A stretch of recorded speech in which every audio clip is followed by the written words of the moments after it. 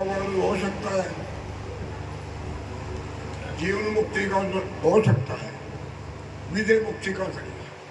अल्लाह का लगा जैसा जो सुनाया नहीं तो कुछ कैसे साहिब ने कहा सारे साहब।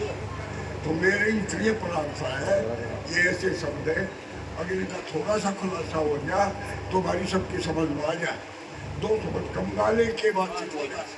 प्रार्थना है और कोई बात नहीं। आपका प्रश्न बहुत अच्छा है और बात होनी भी चाहिए। तो आदरणीय संतोष साहब जी कुछ विचार रखे इस बात पर। अभी जो बोला गया पद में कुछ थोड़ा उसका खुलासा कर दो। बोलिए श्री सदगुरुदेव की।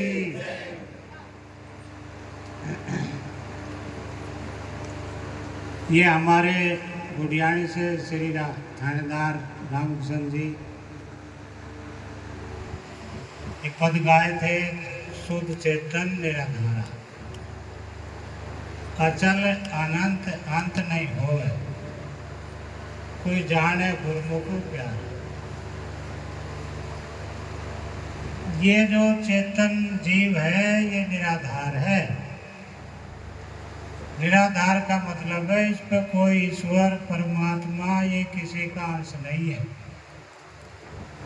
इस पद का मूल उत्तर यही है। ये किसी का मतलब भूपोती नहीं है, किसी का आधार नहीं है, ना किसी का ये अंश है, ना किसी के परछाई है, ना किसी का मतलब इसमें कोई नहीं है। शुद्ध चेतन जो चेतन जीव है वो किसी के मतलब अंश नहीं है। यही सदगुरु श्री गरीब साहब ने यही संदेश समझाने के लिए कहा, जाति पाति से नाम न नाता, भव बंधन से पारा, मात पिता चेतन के नाई नहीं कुटुम व्यवहारा। मतलब इसका ये ना किसी जन्म में आया किसी से, ना किसी से पैदा हुआ है, ना किसी से ये मतलब ये अजर है, अमर है, अविनाशी है। ये किसी का अंश नहीं है, ये किसी का आधार नहीं है। तो ये आधार नहीं है तो ये निराधार है। लेकिन देह में आधार है, देह का आधार है। देह का आधार वासनाओं से आधार है। और वासनाओं में ये मतलब 84 में चक्कर काट रहा है। लेकिन इसमें जो हम आते हैं ना, उसके बिना पत्ता भी नहीं हिलता, उसके बिना कुछ हो नहीं सकता।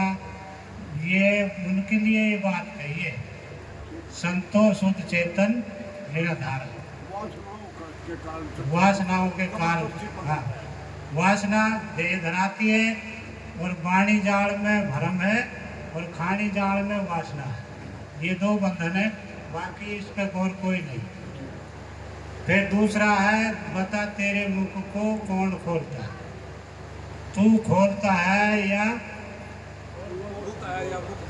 कुछ मुख बोलता है। तो मतलब जिसके आधार से ये जो वाणी है, चित्त है, मन है, बुद्धि है, अहंकार है, जो ये 5 विषय ये चेतन का आधार से है, वो वही आधार लिया है इसका। अब तेरे बिगड़ ये ना मुख बोले, ना ये खोले, ना कुछ होए, ये निकलने के बाद में कुछ नहीं। बात तो है इतनी सी, अगर कितनी बढ़ाने चाहिए आगे समझ में बोल दे। आइक ना हो गया। मैं कोई बीच में ऐसा करते रहो आपसे तो अपने लाभ हो जाए। तुल्ले भाई किसका